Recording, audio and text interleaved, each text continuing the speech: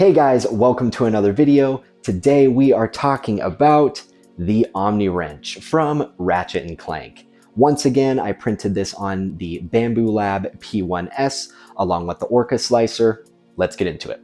This print was made using a 3D file that I found on Thingiverse, so if you want to go ahead and print the exact same thing, you can hit the link in the description below. For the Thingiverse file, as you can see here, you have the option to print each individual part if that is what you need and if it's what you like. But for me, I prefer to print the whole model so I can split it up how I like. With that, I was able to print the entire model in only 3 separate parts. There are a couple of settings that I have recently found out about for the Orca slicer here. One of them is the scarf joint seam here. All I do is set this to contour. If you really don't like the Z seam showing up on any of your 3D prints, this setting allows for that Z seam to be hidden, so it's going to show up nowhere on your print for the most part.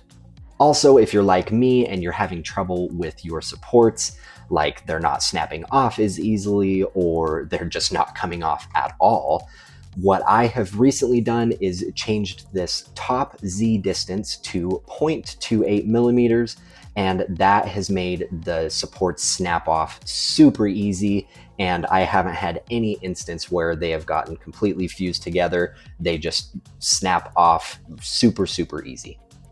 And as you can see in the preview here, everything printed exactly the same way as it is showing in the slicer here.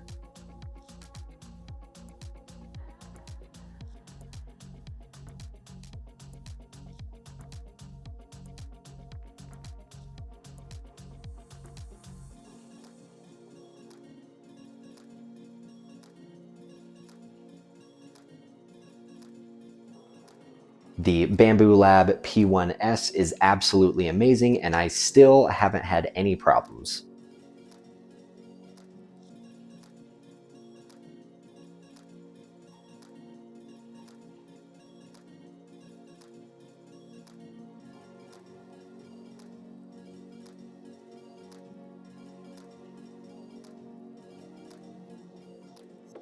One other thing that I shared in another video is these snap connectors that I like to use.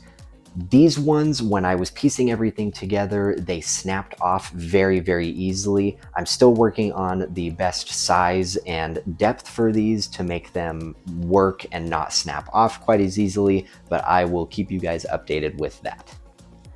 Now that everything was all printed, it is time to sand.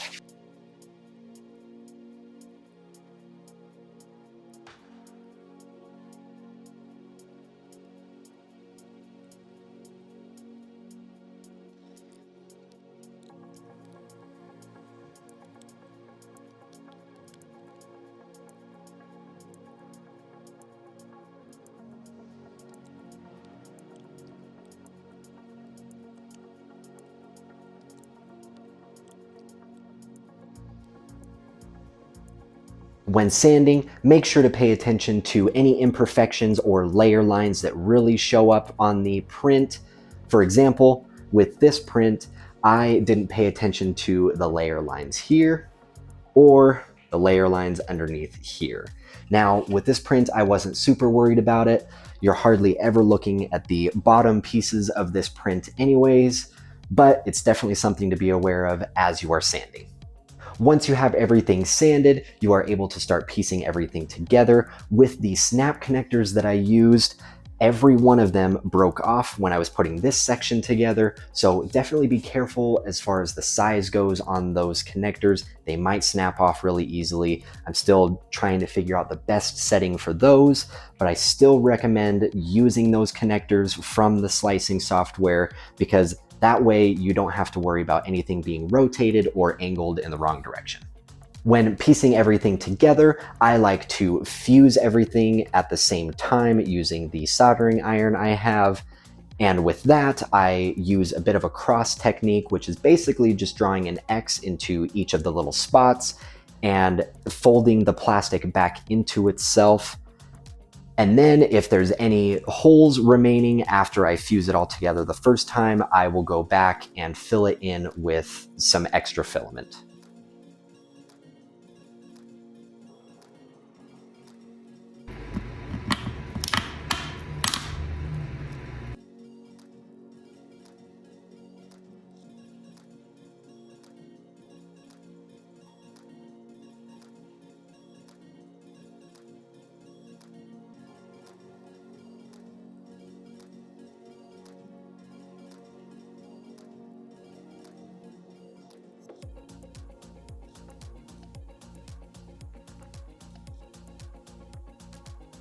This is why I prefer to print in as few pieces as I possibly can. That way, I only have to fuse 3 pieces together instead of 15 different pieces. Also, if there was any issues with the printing process or your supports didn't snap off quite as easily as you would have liked, you can also use that soldering iron to melt that back into place and fix any of that scarring. Once I had everything fused together, from there I sand it down just a bit more and add wood filler to really smooth out any of those gaps or holes.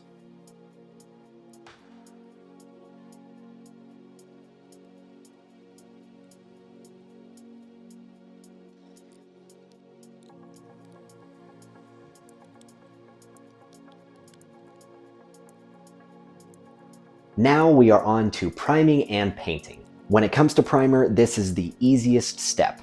Make sure to do lighter coats, leading up to heavier coats, and make sure to put the primer on every bit of your 3D print.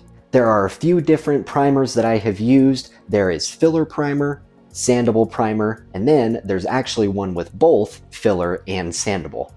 I haven't noticed too much of a difference with any of those primers. Just use whatever's going to work best for you. Also, once you are done priming, you might notice that not every single thing was filled and smoothed out the way that you would have liked. What you can do here is you can actually just take that wood filler or anything else you're using to fill in those gaps and holes and actually just reapply it over that primer, let it dry, and then prime over that, and you're good to go. I've had to do that quite a few times. When painting each of the sections here, I try to do it in the best way possible that is going to allow me to use the least amount of tape. I just use frog tape to section everything off. This print easily took the most amount of tape that I think I've ever had to use. Just section everything off in the way that's going to work best for you and your whole process when painting. And make sure to seal everything off so no paint leaks in and ruins what you did before.